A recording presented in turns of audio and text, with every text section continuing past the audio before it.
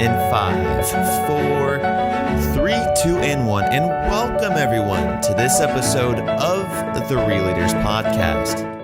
Now I heard that's a thing, like when you finish a book, like there's always stuff like you wanted to add. Like the hardest part is to kind of cut it down. Is that right? Yeah, it is true to some degree. I mean, the interesting thing is, and this is my experience, I've only written one book, but that was enough to know that you don't know what you're writing about until you've written the book. Like you have an instinct when you begin the book, and then you keep writing and writing and writing. And then by the time you get to the end of the book, you're like, oh my God, that's what I was writing about. And one of the interesting things that I learned on the first book is, it's a powerful tool if anyone is writing a book, is you can write a book and you write the final chapter. And then you take the final chapter, which is the conclusion, extrapolated everything all the way through, and then you put it at the front. You take it from the last chapter to put it as the first chapter, and you rework the whole book.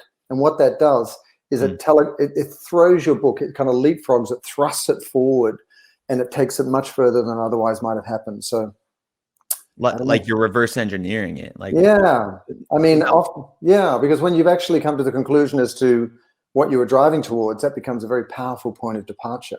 And that can inform the second pass on your book. And when you look back at doing that process, the book will move that much move the dialogue or the narrative or the thesis much further forward.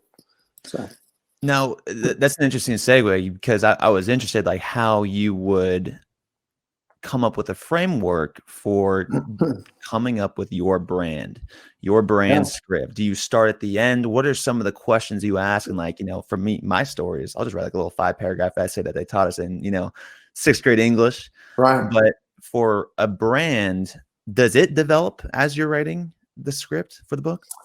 The thesis of the brand does. All I can do is base it on my own experience, which was, I was an ad guy. I was just taking care of my career, trying to pay the bills and keep my family going here in the States. And, I was unsatisfied with the ad career, so I decided to write a book. And it was really an answer to the global economic meltdown that happened in 2007 and 2008.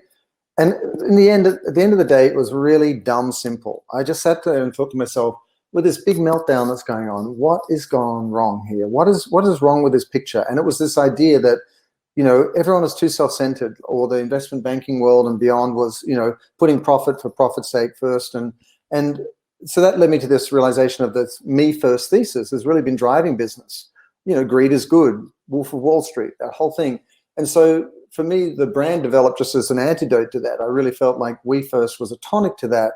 And then I wrote a book to explain what we first would mean as a business practice. And so the thesis developed in the writing of the book, and the brand developed too. And then all the work that we've been doing in our consulting for the last 10 years is really about putting that sort of theory into practice. And so, yes, I think it does evolve.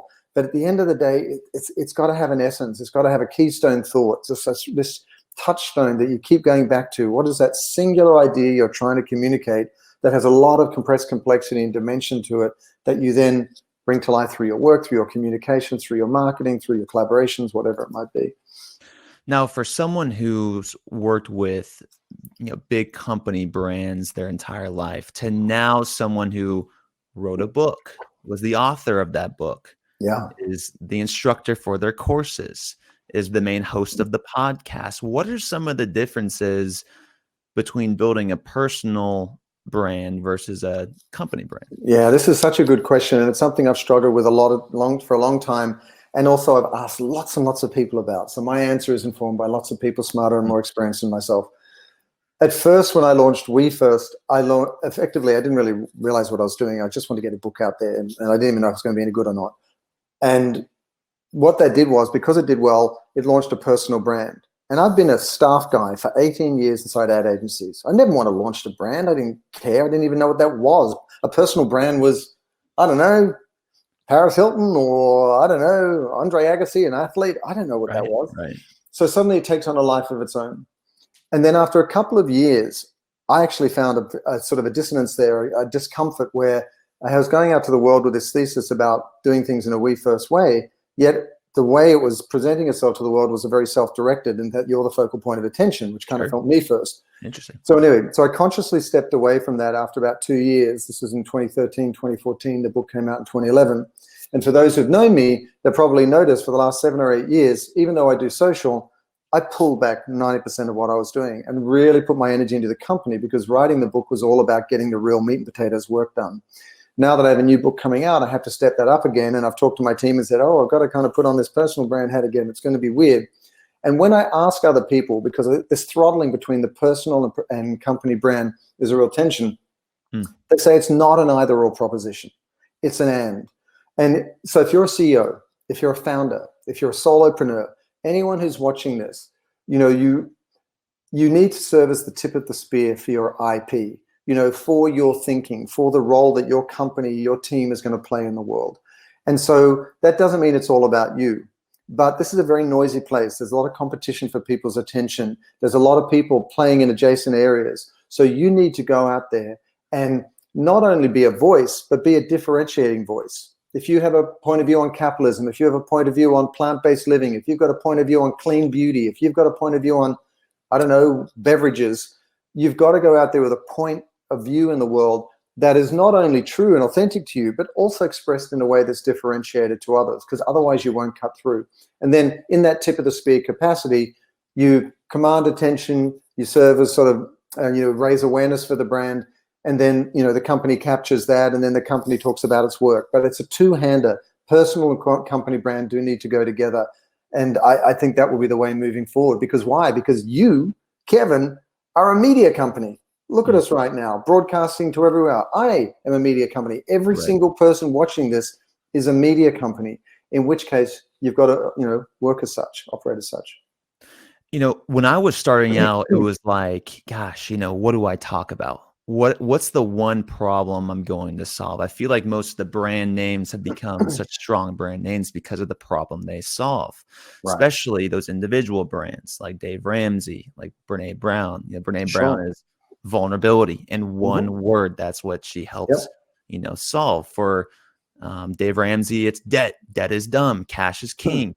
That's what he solves. How does someone derive their differentiator factor? Yeah, it's such a powerful question, because here's the rub.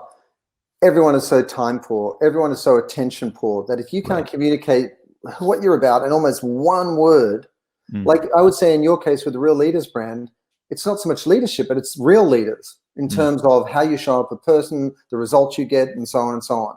Simon Sinek has done, marvelous work around the idea of why. Brene Brown, vulnerability.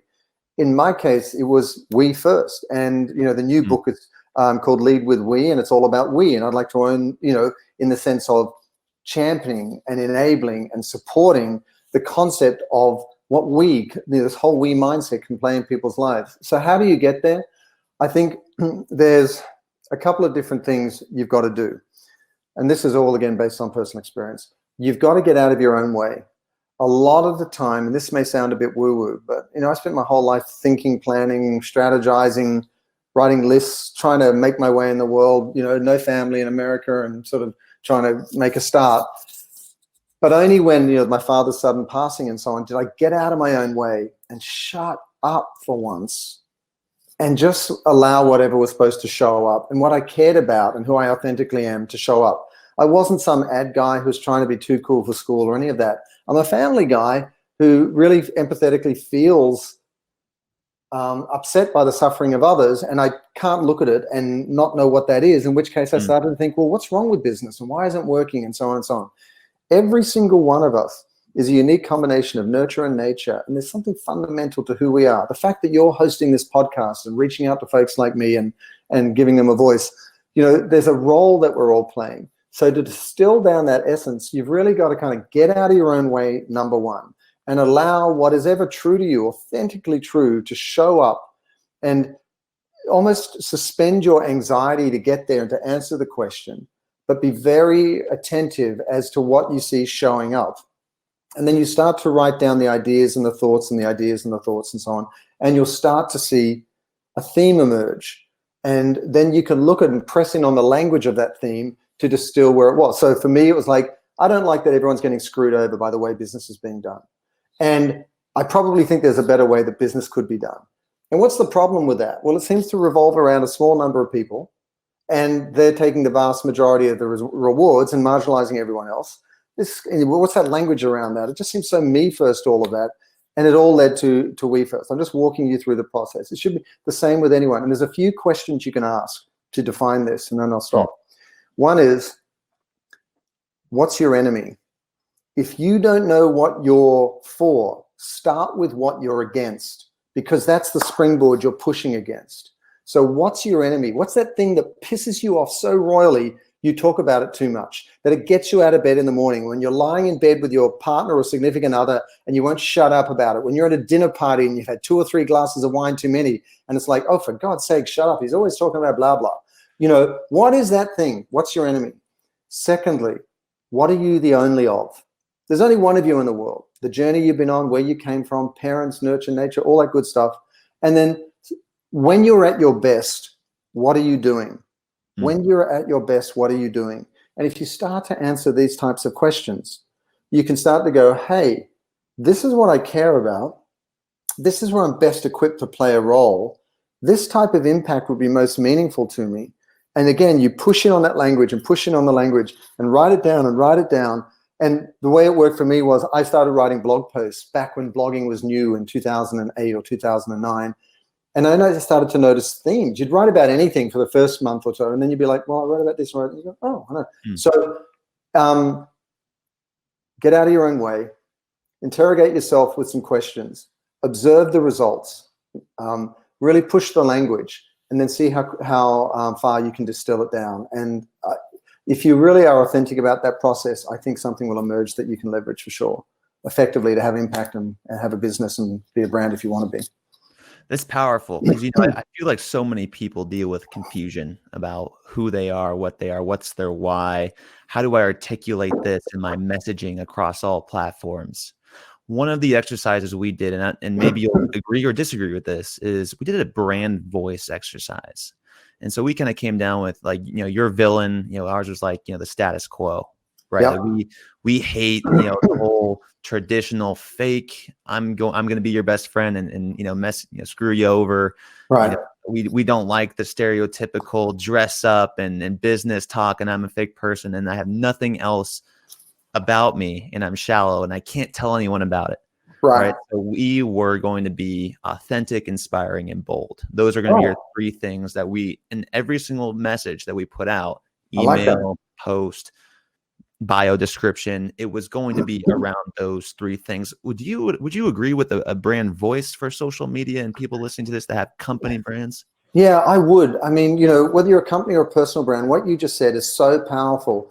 If you can write down those 3 attributes that are really authentic to you and the role you want to play in the world, it's enormously empowering for you to go, you know what, this is how I'm going to show up. This is how it's going to be. I mean, I think in my case is I'm passionate, hopefully, inspiring, hopefully, because I mean, I don't mind being out in the front of a room or speaking or doing those other things.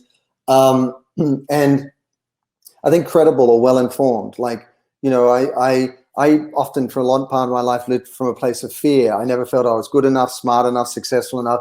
Well, does anybody like me? All that stuff that we all go through in life. And so I'd over-rev and over-index and do too much research. So for me, that credibility piece is very important. So I think defining those 3 attributes that are defining how you show up in your tone of voice is absolutely true, because it'll help you decide what to say, but just as importantly, what not to say, and when to respond to an issue and when not to respond to an issue. And I think that, this is a whole process. Like, we do this with personal brands and also with large brands. And, if I was to oversimplify, because there's a series of questions for each one, there's a process. And let me put it this way. Imagine your purpose, your individual purpose, sits at the intersection of 3 circles in a Venn diagram. And that first circle is you on your own. Like, ask yourself those foundational questions about, what matters to you and what difference do you want to make in the world and all those sorts of things. The second area is you and others. You know, what difference do you want to make in others' lives? So, you know, what role do you want to play in your own? What role do you want to play in the lives of others? And then what role do you want to play in the world? So it's kind of telescoping out from you to kind of community to the world at large. And there's a series of questions that go with that. And that will really help you define how you play an outsized role in life, you know, how you have a purpose larger than yourself. And that in turn will motivate you, because I think I've mentioned it before. I spent years trying to work out what success looked like, and spent years trying to make myself feel good about myself, and years trying to, I don't know, validate myself in the eyes of others by getting an important job or winning a shiny statue or something. And then I got to be around a lot of really great people like Sir Ken Robertson and President Clinton and other things like that, doing events and things.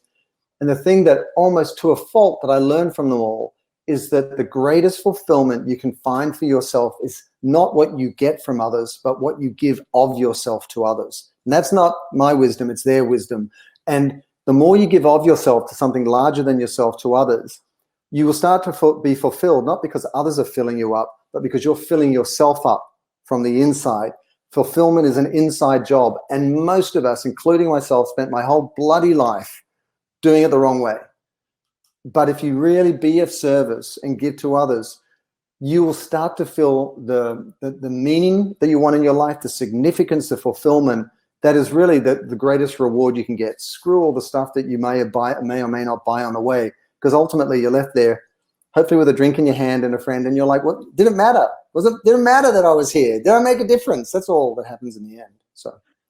Now, Simon, I think there's a question in there that one could ask themselves that would also help distinguish what they're good at and what makes them unique. And that might be, you know, what challenges they had to overcome that now they believe they can educate and give back to inspire others. Because you think about it, you were working in branding, and you said, how do we create this we first mentality? And then you go out, you work with mission-driven branding, right? You do all these exercises. How do we create this we first world? And now you want to share it with the world because you've done that. For me, it was, I don't know anything about social enterprises, but I know it's good, right? But I can't explain it. I don't know the business lingo.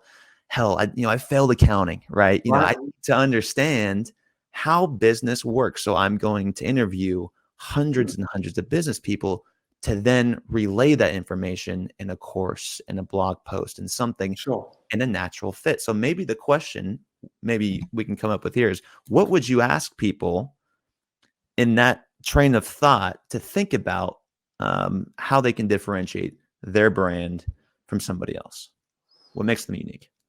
Yeah, I mean, it's interesting. I think, and this is on the strength of 25 years of marketing and 10 years of my own company and dozens and dozens and dozens and dozens of brand solutions.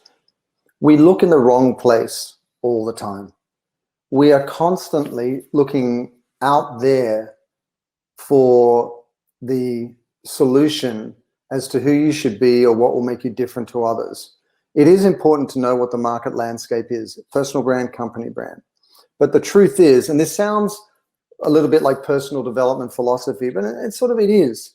The most important work and the far more successful work you can do is about revealing what you already are. Like everything you need to be is within you. All the talents, the skills, the differentiation is within you. The problem is most of us can't read the label from inside the jar. We can't see who we are because we're consumed by it. We've got these speedballs of ideas bouncing around in our heads every day, and we're lost. And the reason we do this whole process of asking questions and so on is to externalize yourself, to take yourself outside yourself so that you can see it on paper. So when you answer these questions, what are you the only of? When you're at your best, what are you doing? What is your enemy? That sort of thing. You start to see the themes emerge. And so I would really encourage people to kind of take a load off their shoulders and take that pressure off of going, gosh, what's going on out there? And what should I be doing? And what's this person doing over there? And da-da-da. And to really go, you know what? I am going to step into my truth. I'm going to be who I am, and I'm going to make the company, the product I want to do. And if it has value, and if I'm doing it with integrity, And if I really invest my energy and time and smarts and the advice of others into it, it's going to be successful because it will find its audience. Instead of reverse engineering it out of the marketplace saying, what do they want? And what are consumers doing now? What's my competitor doing? Because you'll just blow in the wind all the time. And I think one of the most compelling attributes of any brand in the marketplace is how self-assured they are.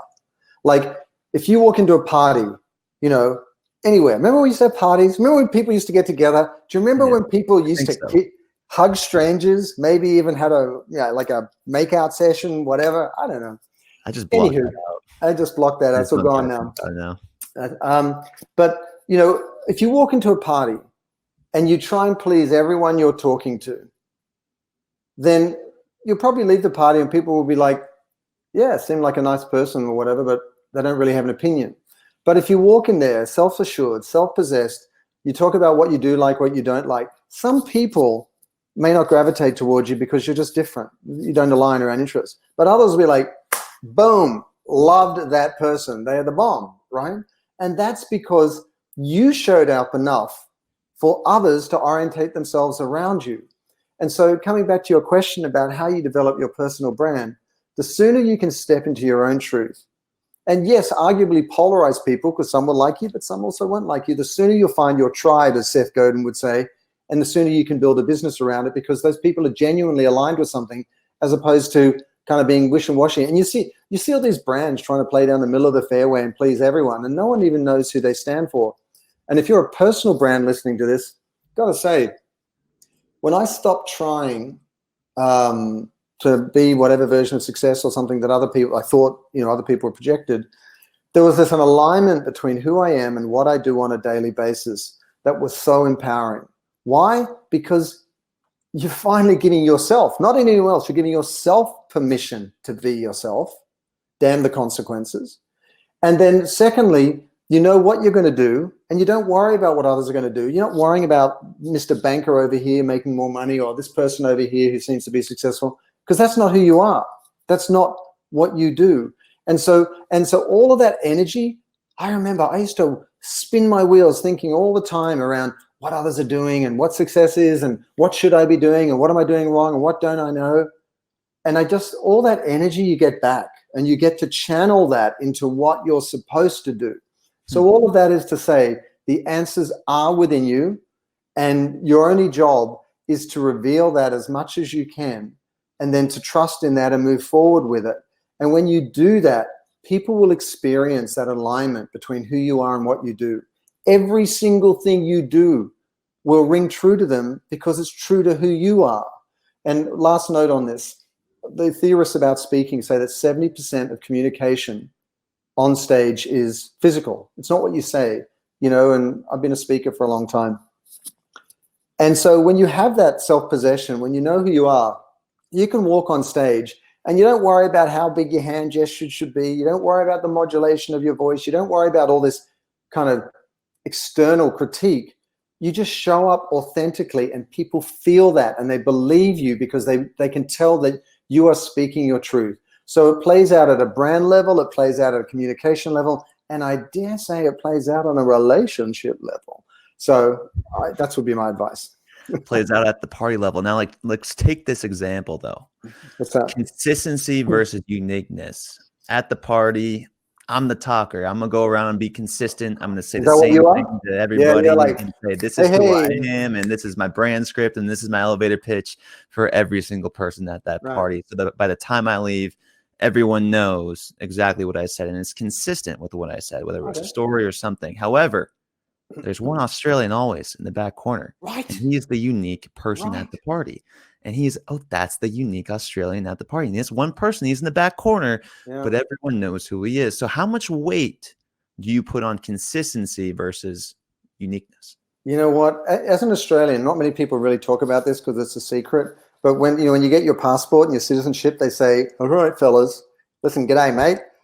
Now, when you go out to a party, there's only allowed to be one of you, and you got to distribute yourself around all the parties in the world and just do this dance. It is true. Wherever you go in the world, and we've all traveled a bit, there's always one bloody Australian in the room, isn't there? And that's a consistent story, by the way, on this podcast. It is strange. And all I would say is there's a certain ethos in the air in Australia where everyone's kind of pretty easygoing, and they're not really trying to big note themselves 100, too much as other some cultures or, nationalities might do. And so they just show up and they just want to have a good time. So to your question, I think the more authentic you are, the better. Like my wife, like we've been married almost 30 years. My wife loves music, loves it. She doesn't care if she's in a room of the fanciest people in the world, complete strangers, really public, good music track comes on, she is like moving. It's can't even stop herself. And then the other music freaks in the room join her, and suddenly it's all going on. And you're like, how do you be okay with that? Like, I'm more reserved than that. I just think it's within you. Like, I think the more that you can just be yourself, and let others self-select around that, whether they want to spend time with you, talk with you, dance, do whatever. I think you just go with that. I mean, I'm 54 years old in a couple of weeks, and it's getting old, right? We just can't care too much anymore. And honestly, COVID, I mean, it's taught us all, like, these relationships that we have are the most important thing. Actually communing with nature in a true sense, where you're just like nurtured by it, that's important. The health and well-being of friends and family, that's important. The rest of it, I just think a lot of the pretense where everyone thought that they were special, or everyone thought that they were, I don't know, we're all getting somewhere. We were all racing somewhere, and I just don't know where we were racing to. And I think a lot of that's fallen away because you're seeing everyone on Zoom, and a 2-year-old walks past in a diaper. The cat sticks its bum in the front of the screen. Everyone's got tchotchkes on their wall, and they're in the living room or the kitchen table. I just think a lot of the pretense has dropped, which is a long way of saying, there are those who you are gifted in that you can make everyone feel comfortable in a room at a party and be social and really help be that glue between everyone. Then there's the Australian or someone else in the corner that may be a little bit more kind of off to themselves. I don't think either's right. I just think you just got to be yourself. I mean, it sounds so trite, but it's like, God, it's exhausting trying to be something you're not. And at the end of the day, no one gives a damn. No one cares. Nobody caring about themselves. It's a waste of time. Simon, to stay on this point of a consistency for the brand, let's just take a brand logo, for instance. I was told you got to do podcasts because you do a lot to have the logo behind me, right? It's going to be in every single video, right? So the brand expert here might not have the We First logo, right? And we can fix that. We can get you one of these. Yeah. The question is this, though, is like, how much weight do you put into brand consistency when it comes to putting your logo onto something? Yeah, I think if you look at all the data, people are very tired of being sold to. Everyone is a media outlet. Right. There's so much density, so much noise, and so on. And we're also weary of Zoom living. Everyone's getting dry eyes and sort of eye problems now from staring at Zoom all day. I think it's nice to have a moniker that people can identify you with, that shows that you know what it means to be a brand and be consistent and so on. But at the same time, I think they really go by the quality of what you offer. If you offer value, that they're going to find you out. Put an identifier up there and so on. But I think there was a little bit of a temptation with social media especially, and I'm guilty of it, so many others are too, of suddenly we all could act like, as I said, media companies. So we could have a step and repeat wherever we go, and we can do this and we can do that. And I think we're all enamored with this ability to kind of celebritize ourselves or to become like little media companies and so on. And I think that those days are over. I think people are a little bit tired of it. There's always going to be those with the latest Instagram or Clubhouse and all these different things that are coming along. But, I just think just be appropriate as a human being. Like, don't sell at people all the time. Don't overwhelm them with self-serving messaging. Really invest yourself in delivering value in terms of your product or service into what they need. And then they'll want to know more about you. Yeah, I should probably have a logo here or here. And we will next time, but I don't. It was just, it's not yeah. We should have our own Keep It Real series logo, both banners, both sides could have it. And we joined wallpaper. Yeah, cool. I actually used to have a step and repeat from the conferences we used to do, but now someone changed the logo in the company, which is great. But now none of that stuff works. So it's gone. But no, you're right. I think if you're going to show up as a brand in people's lives, then there's certain fundamentals. You've got to have a logo. You've got to have a color palette. You should have a brand tone of voice. And, I think the work that you can do, as I mentioned before, is to work out what that is authentic to you so you can just show up rather than manufacture something that you then have to kind of play up to or pretend to be all the time. And I think that's a big difference. Now, Simon, is there a way I can measure my brand worth? Like, I've looked into a few different formulas that investors may use. Have you come across something that can put an actual dollar amount on a brand? Well, that's an interesting one. I mean, there's different types of metrics for a brand. Like when we do work with clients, we look at it across a number of different verticals. One is business metrics. So it might be share price. It might be their ability to expand into new markets. It might be, profit margins, Then the second vertical is brand metrics, which is, reputation enhancement, like your NPR scores or it might be your share of voice in a given conversation. So if you're all committed towards education, for childhood education, how much of that dialogue in and around that do you own as a brand, according to your social media metrics? The third one is actually internal metrics. So your ability to attract talent, the productivity levels of the talent, the staff you have, their satisfaction levels, and also your retention levels. And then fourthly are the impact metrics, which might be CSR, it might be the Sustainable Development Goals, environmental social governance, B Corp metrics, and so on. But they're all different ways that you can quantify it. So we look at it at business, brand, internal, and impact. I have seen dollar value kind of propositions where people look at, the value of a mention or a retweet or this or that, and you can aggregate the value of your brand in the sense of how many people are paying attention to it. But, there's also intangibles. Like if you were to sell a company tomorrow, anyone who's going to buy it is also going to look at sort of goodwill and these intangible things where it's the value of the reputation of the brand, which isn't a metric you can quantify, but it's something that's definitely factored in as well. So roundabout answer, but there's a few variables. Right. Yeah. And that, I think that's what I saw too, is like you could subtract your intangible assets from your tangible assets and that could give you some type of value. And then the other one was like, you could compare your price, your product price versus your competitor price. So can I, as root leaders, charge a higher price versus an economist for my magazine that could be quote unquote better quality?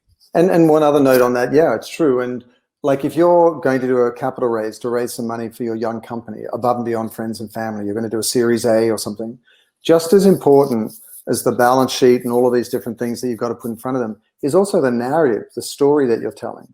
And so your reputation and so on is really important. We know this because we do this work for a lot of different companies, or analyst calls where you've got a lot of wonkish data that can bore people to tears. But what's the story you're telling the analysts when you're a publicly traded company and they're kind of going to write about how well you're doing and whether they should tell people to invest in you or not? So at the end of the day, we're all human beings, sitting around campfires telling stories. So, in terms of your brand, it should be something that is very clear and articulate, that is expressed through some key attributes, you're passionate, you're social, you're whatever it might be. In terms of your company, you need a narrative so people can understand what you're in service of. And that's why your purpose is so important. Like, your purpose is why you exist as a company. And that should inform everything you do, from your supply chain to your HR and culture, to your products and their innovation, through your marketing and to your impact work. This is all a narrative you're telling, and that adds value at the end of the day to your brand, which is a component of your business. It's in every investor deck that I see, whether it's someone who's coming to show an impact investor, storytelling's got to be on that investor slide deck. You've got to be able to articulate the problem that you're solving and the vision that you have for your organization. Yep. Another question is this.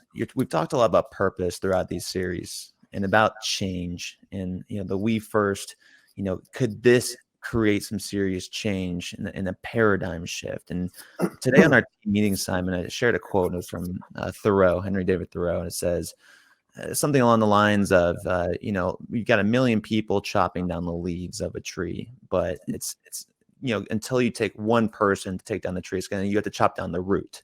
Meaning we can change our behaviors, we can change our attitudes, but what's going to help that actually change forever, for evergreen, is if you change your perspective. That's what paradigm is. Once you change your perspective, you can see things different. How important is that? And how do you articulate a change of perspective toward your product, service, brand? It is a very profound question, and something that I think a lot about, and is really important, because we are at an inflection point for humanity right now, not just because of COVID-19, but even prior to that, around climate and biodiversity and all these other issues. We are facing just a fundamental challenge or decision. Are we going to work with nature or against it? The UN Secretary General said just in December that we're at war with nature. And, unless we decide to change our ways, we're going to put ourselves out of business as a species.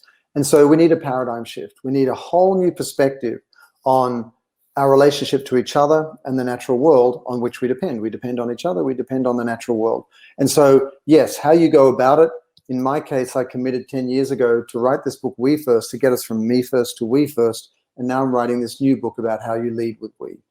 And so I'm literally trying to make my small contribution to what you're talking about. From a linear narrative point of view, how do you make the business case and an actionable roadmap for how you shift from a me first focus to a we first focus, and then how from all points of departure you think with a we mindset. So I'm literally trying to do what you're pointing to. In the abstract, how you solve for it is you've got to start with the cognitive dissonance, which is at the heart of any shift. You've really got to sort of say to people, like, this is the way things have been, and this is the way they could be, and here are the cost-benefit analysis of both.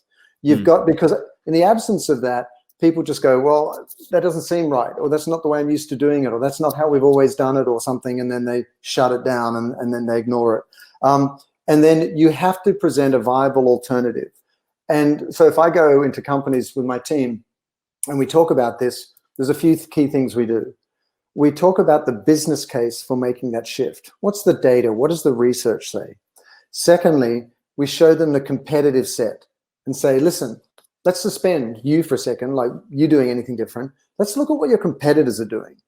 And invariably, some of them are doing something akin to what you're talking about. So that starts to tap into the competitive instincts. Right. And then thirdly, you look at a cost-benefit analysis where you go, okay, not only what could be the potential benefits of doing this, relevancy, reaching new demographics, expanding into new markets, whatever it might be, risk mitigation, reputation enhancement, but what is the potential cost of not doing it? As in, your competitors do it. You're less and less relevant to the marketplace. You get disintermediated from the stakeholders that you really need to drive your business, whatever it might be. And so when you do that, when you show the research and you show the competitors and you show them what the benefit of doing it could be and the cost of not doing it could be, then you can start to make that paradigm shift with people where they start, and we find we've done this with countless SLTs or ELTs, executive leadership teams. At first, there's those who are like, no, we're not going to change. We're not going to do anything different. And then they walk away. And after 2 or 3 days, they're like, our number one competitor's kind of doing that, huh? Oh, now I understand why they're doing it. Maybe we should do a little bit of that. And slowly it starts to unravel. So you've got to expose that dissonance between what we're doing now and where we're going to go. Then you've got to step into that and really sort of honor the people who are listening and start with what they can hear and walk through those things, research, competitive set, cost-benefit analysis, and then collaborate with them to try and get there.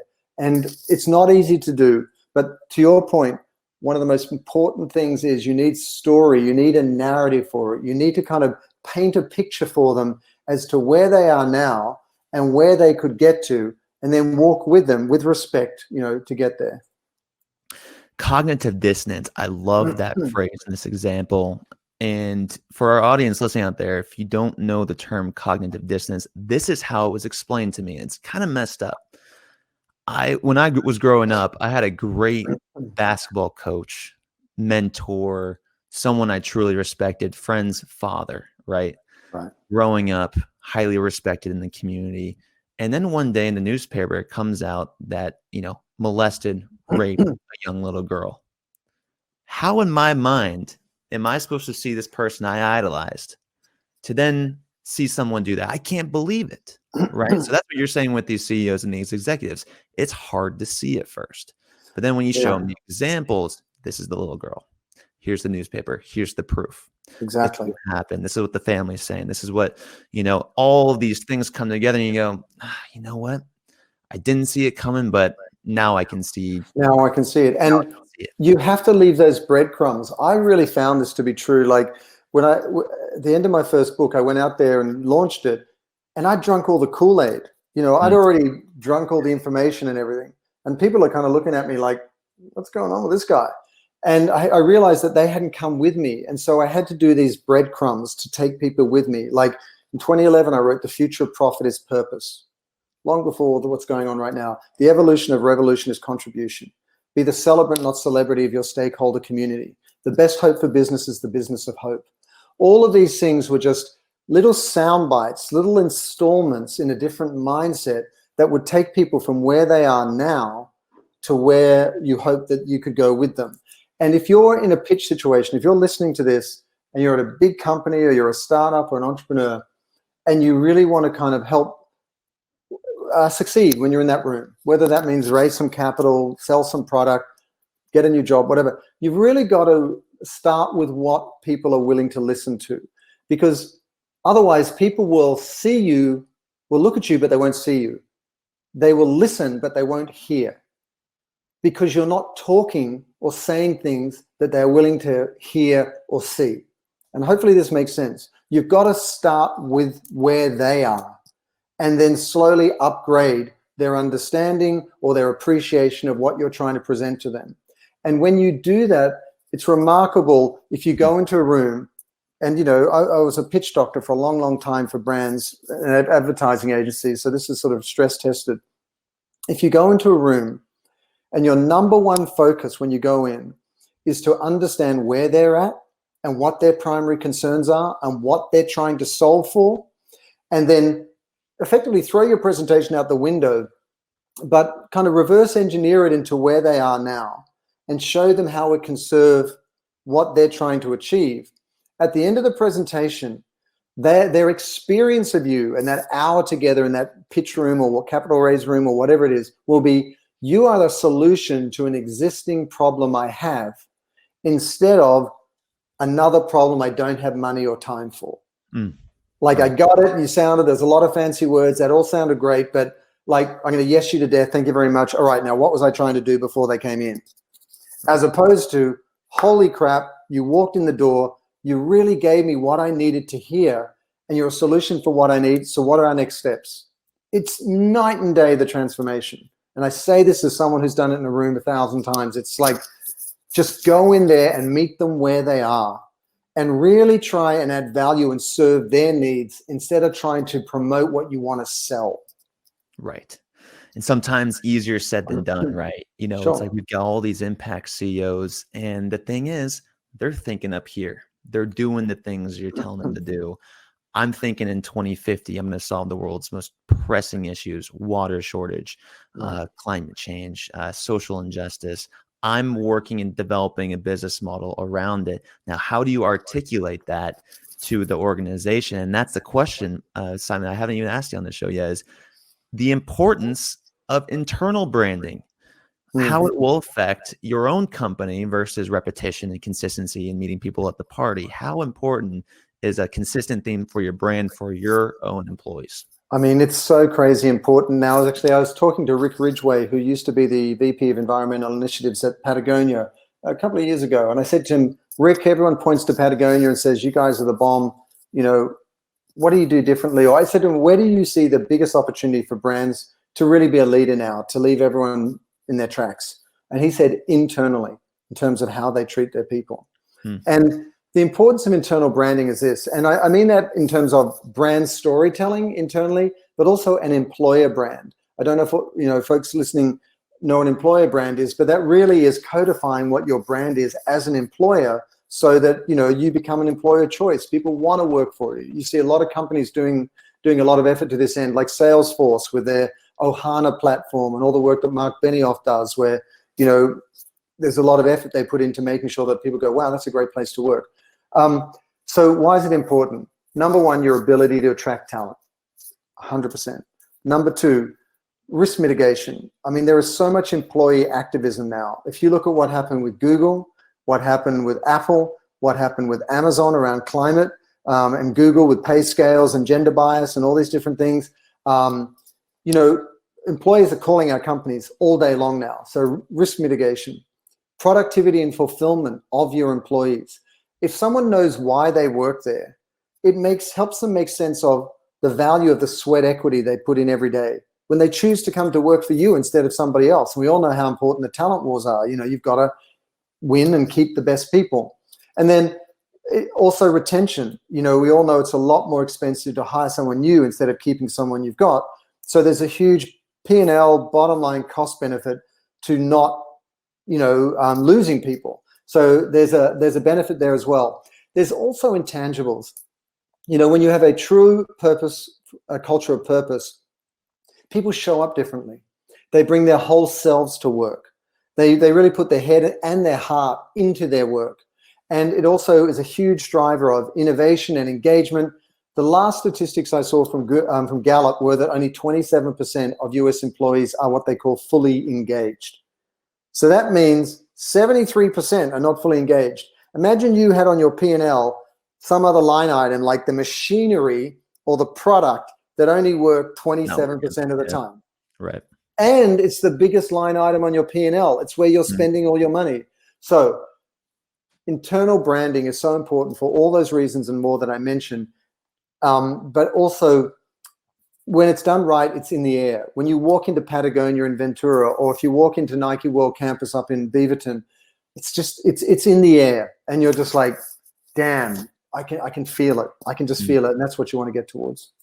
Now, what are some signals? Like, I know we can't measure productivity every single day of our employees. Like, what are some signals as a leader of an organization that signals to you that, you know, you may be straying away from this brand, or the mission of the organization isn't really resonating with your employees? Yeah, I think you need to institutionalize that. You need to have check-ins built in. The last thing you want to do is wait till it gets so bad that something blows up in your face. And so like at WeFirst, we have a daily check-in, especially ever since COVID. Every day we do a half-hour check-in in the morning. But we have a weekly meeting for an hour.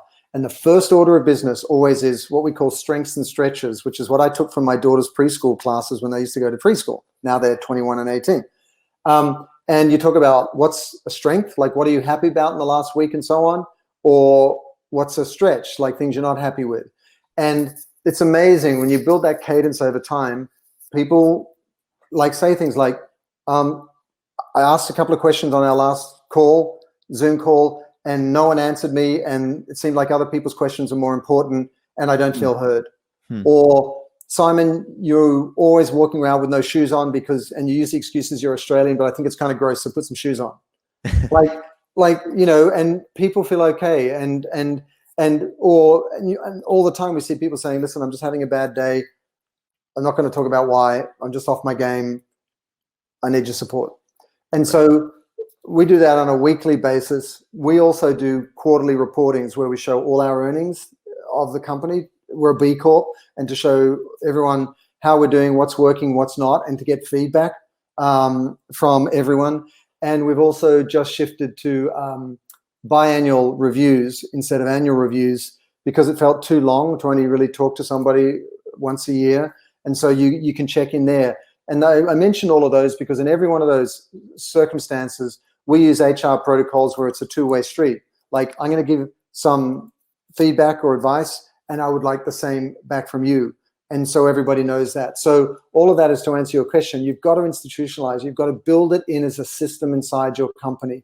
And you have to constantly have an open door policy where if someone's not happy, and we all know each other also well now, right? Everybody in your company, you can tell when someone's off their game. And if you see someone's not feeling right or just seems a bit short with people or whatever, check in with them. and say, what's going on? How can I help? Is it something at work? Like, you've just got to be very proactive no matter how busy you are.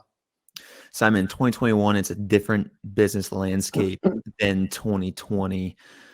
To wrap this up, for business owners listening to this right now, anyone interested in your advice, I don't know who it would be, but we're getting some advice today.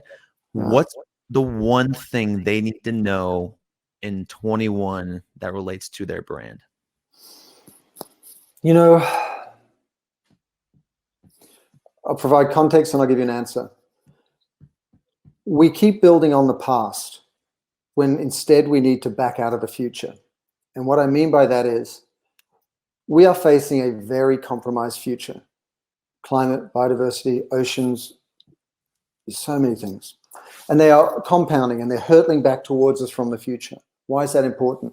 There's a hockey stick of expectation coming towards us from the future in terms of the role that business is playing. And the luxury of choice as to how far and how fast we change is going to be ripped out of our hands in the next 3 to 5 years, as issues like fires in California or tornadoes or floods or God knows another virus or all these different things that are a consequence of how we treat each other and how we treat the planet really visit our daily lives in very, very acute ways, as we're currently experiencing right now. So what do we need to do in 2021? I'll use 2 words. I think, it really is, you have to adopt the mindset of relentless positivity right now. Relentless positivity. We can all be pessimistic about the way things are and the prospect that they could get worse, but that is a self-fulfilling prophecy, and it'll spiral out of control. We can all sit on our hands and say someone else is going to fix it because things are so serious now. Someone's going to step in. That's delusional, I would argue. Instead, we all need to recognize that whether we're an employee, whether we're a solopreneur, whether we're a CEO of a global corporation, we all have agency for change. We all have the ability to drive change ourselves. And to do that, we must be highly energetic, like relentless, but really positive in the way that we think about everything we're doing right now. We are arguably in a bit of a downward sort of kind of thing. I don't know what you call that, but one of them. And we need to pull up fast, and we need to think and behave differently. And we need to adopt a very, very stringent or rigid mindset to that end. And so, not to be funny about it all, but, I look at this year and starting tomorrow as the beginning of an extraordinarily powerful and positive time where we're going to kind of rediscover the best in all of us after years of negativity, and we are going to go like hell. And not just because that's a good thing to do and we want to, but we have no choice. And so that's what I would recommend. Just be relentlessly positive and get to work. I love it. It goes on the theme as well of the paradigm shift. You change the perspective of positivity, the behaviors and the actions follow. So I really like that advice right there, Simon. It's been a pleasure having you on the 7th episode. Look, I get a gold star though. At least I put the social handles up here for the first time. I've never done that before. So beat me to it. How can people find more information about you? We're talking about brand. Yeah, I mean, I'd love people to connect on social. All we're doing at WeFirst as a team is putting out podcasts and blog posts and all these insights from how other people are making a success of being a purposeful business and making a difference. And if you'd like to kind of find out more about my new book and so on, you can see the link down there. And I promise, Kevin, I'll get a logo here. I'll draw one on the wall here or something, and they'll be like, but you've got a physical background. This is just a wall in my office at home. There you go. There you go. I got nothing. So I'll try and get fancy for the next one. I mean, this is just right behind me is my bedroom, so it's just a little curtain that comes down. We got a nice little setup. I could show you a couple pointers here a little bit later. I don't know how many times I got to tell you, Simon. Just let me know when you need one, and I'll deliver one to you. Okay, I will drive up to Santa Monica and drop it off. Thank you, sir. Thank you. And thanks to everyone listening. Hopefully, it's helpful. And most importantly, right now, please do stay safe. I've been surrounded by friends who are, suffering COVID right now, and some have even lost some family members and so on. And it is no joke wherever you are in the States or around the world. Please take it very seriously. We'll get through it. Well spoken today, Simon. Now, we do have a couple of questions coming in for you. Okay. Let's just answer this one really quick. The first one is this. Absolutely love the quote. The best hope for business is the business of hope. So what gives you hope with businesses for our future? Yeah, you know, it's a question I ask myself, and I've actually asked a bunch of other people that I interviewed for my new book, and I get some sliding a spectrum of answers, and I'll give you a few. I personally believe, in a sort of negative cup half empty kind of way, that our survival instinct is very strong. Human beings are really, really selfish until they're out of business, and then they're really, really ingenious about how to make sure they don't die, individually or collectively as a species. Another answer I get is the innate goodness of humanity, and I believe that. I think we all come into this world with from an empathetic mindset. We are neurologically wired, chemically wired, hardwired to care about each other and the planet, and somehow we unlearn that, but given half the chance we can relearn it. And I believe that, you know, when COVID happened, we didn't all reach for our car or our set of golf clubs, we reached for each other. And I think that's really, really instructive. There's some true insight in that. And then the third answer I hear is, well, we have no choice. Why are you optimistic? Why do you have no hope? Because a lack of hope, hopelessness is the end of us. I mean, it really, if we throw up our hands, it's the end of us. And actually, there's a recent TED talk out by a gentleman named a Dutch gentleman who did a lot of research into why there wasn't more of a response to the whole dialogue around global warming, which is now climate change, which has become climate crisis, which has now become climate emergency, and the whole narrative has shifted. And he found that fear-based communications around these issues actually leads to disengagement and passivity and hopelessness. Right. And so, you know, positivity is not some woo-woo crazy thing, and being hopeful is not some woo-woo crazy thing. It's actually kickstarting a neurological process that is sort of reinforces itself and allows us to achieve more, and without which we won't get anything done. So I think that's why there's three of the reasons. And also, I don't know, what the hell, right? I think, I mean, honestly, what can't we do if we do it together? Seriously, if history is any guide, when we tap into our best selves, our highest purpose, and do it collectively, I'll be damned if we can't solve for this. I mean, just look at the last few years. Look at the way the world has shown up for each other in the last year. It's been amazing. We used to have a man who worked at the local McDonald's where I grew up, and every time you pick up food from him, he'd say, "Stay positive, have a nice day." And it was always something that stuck with me. Like, here's this guy working McDonald's telling me to stay positive. If he can do it, you can do it too, folks. Yeah, I've got an uncle back in Australia who I haven't seen for 30 years. And he always used to say, I always remember this when I was dating my wife way back when. I'd say, "How you doing, Sam?" And he'd go, "Best day of my life." Best day ever. Best day of my life. And it was probably a horrible day. But just how, you know, we all know that the only choice we have is how we respond to the stimuli that's given to us. And so we can choose to be hopeful. We'll be much nicer people to be around, and we'll get a hell of a lot more done. So I love it. I love it.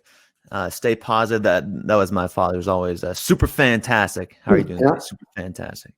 You can say it. Also, actions too. If you smile, you'll feel better. I mean, I got these little notes on right in front of my computer here. I just took them off my computer, and the top one there is a little positive symbol. Like, you know, I'm 54 years old and I'm still writing stupid notes to myself and putting in front of my computer to keep my mind focused on what it is. I mean, this is the work of life, you know. It's work. Definitely. You know? Absolutely. Well, Simon, wise words today, as always, on the 7th episode of the Keep It Real series. Pleasure having you on. Congratulations on the book. What? Tomorrow morning, we have a new president of the United States. That's right. And I think that is a very, very good cause to be positive and hopeful in a very inclusive and empathetic way. And I'm very, very excited about that. And yeah, thank you for the kind words. You know, if you want to check out the new book, there's a link there. But I think 2021 we have so much pent up appetite for empathy, for love, for contribution, for connection, for renewal, for positivity. And my hope is there'll be an emotional watershed of that, even if economically there's a lag behind it. But I think we're now going to be pointed in a much better direction, especially if we all get to work. I love it. I love it. And big milestone. You're right. You're right for a lot of people. And a lot of people, again, you may have to change the perspective. And it goes both ways as well, right? So got to go together. Positivity, though, is something that we can all get behind. So, Simon, it's been a pleasure having you on this show. I'm thrilled for next month. folks. So if you want to continue to stay with the Keep It Real series, make sure you hit that link in this chat box here to subscribe to the Really Is podcast and be notified when we go live with Simon Mainwaring. Also, a few other ways you can get a hold of us. We've got a few cool episodes coming up in the month of February with Seth Goldman, the former founder of Honest Tea, as well as Daniel Goleman, the author of EQ, Emotional Intelligence. Some interesting episodes coming up here in February that we do not want you to miss. So make sure you hit that link in the chat box there. Subscribe to the Really Is podcast to be notified of its release. For Simon Mainwaring, I'm Kevin Evers, asking you to go out there and always, folks, keep it real. Thanks, Simon. Thanks, Kevin. Thanks, everyone.